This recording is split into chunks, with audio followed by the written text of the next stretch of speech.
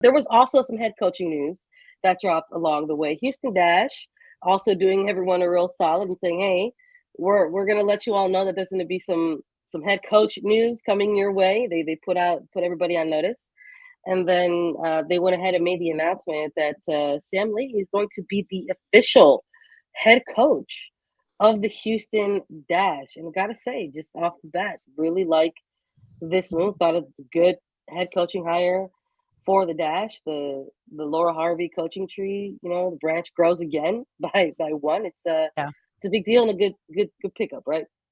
Oh, this is a huge, huge pickup. I love that Houston went out and got a coach like Lady who has been in the NWSL for over 10 years, right? And also with OL Reign, a club that has seen a lot of success, has also seen a lot of hardship. So this is a coach that's been through a lot and in the NWSL, and that experience is priceless for a coach like this, especially going into a team like Houston Dash that have won their first championship in 2020 with the Challenge Cup as a club. They made their first playoff berth this year in the NWSL. So this is a Houston Dash club that is on the climb. They're taking steps forward, and in order to keep those steps moving forward, you have to hire a coach like Sam, because if you hired someone that wasn't at all in the NWSL before, it's a bit of a learning curve. So at this point, they've already got a step ahead. They've already got a head start on what they can do this year because, as you mentioned it's the Laura Harvey coaching tree.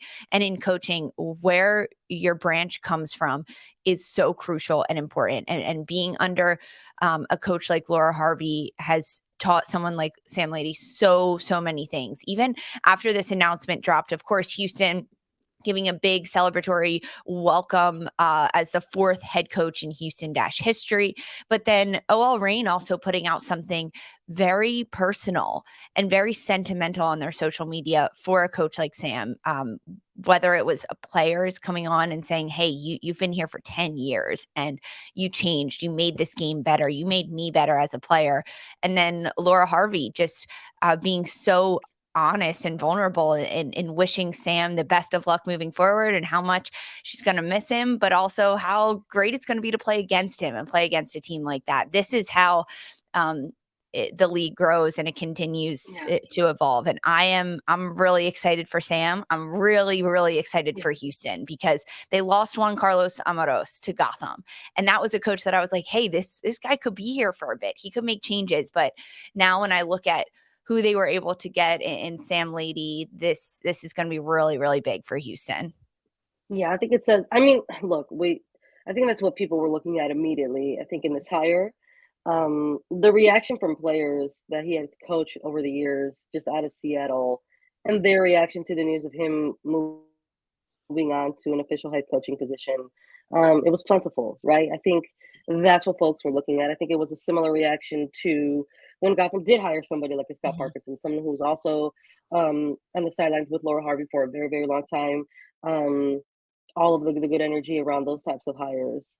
And just like really sort of looking at that 2021 season for OL Reign and how they found themselves in a very, very interesting crossroad in terms of the results that they were trying to string together or lack thereof, right? They weren't getting a lot of wins in that first half of 2021 season.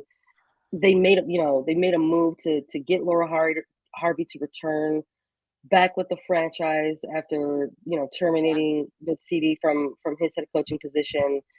And Sam Lady had to step in until Laura Harvey came back to the States, after Olympic duty with the United States women's national team. And you could really see that is when that turnaround in 2020 really happened Mhm. for OL Reign. And Laura Harvey just kind of came back in and said, okay, let's all go together. And they made that push to second place in the league. So you could sort of see that this is a coach that was primed for the next step for years Oh, already, completely. really. So to Yeah. sort of see this, finally happen for him, and to sort of also see that coming out of the press conferences and some of the reporting that's been done about it already, that it was time, for the next step, and the next step was to actually, be a head coach of Uh, another team. Honestly, because he has had so many different roles. I mean, yeah, when Harvey wasn't there, he became interim head coach, but he's also coached at the international level under Vlatko Andonovski for U.S. Women's National Team. He's been with United Soccer coaches on their staff. So this player, or this coach, excuse me, has a lot of experience at a lot of different levels in a lot of different roles. And this was the natural progression for someone like him. I think Houston's really lucky to have him, to see kind of what changes he can make heading into the 2023 season. If he can get this Houston Dash side to return to the playoffs for a second year in a row, make that run, go on a bit of a tear, it'll be a big test, right? A lot of eyeballs on someone like Sam Laity, especially as you enter into that Houston Dash community that is very passionate about their women's football. We'll see. It's an exciting club to coach. I think you've got, Ebony Salmon, Maria Sanchez, involved in the attack. They just secured that center back duo with, re-signing Prysock, and she's going to be alongside Naughton, holding things down in the back. So we'll see what this next era of Dash football will look like under Sam Laity.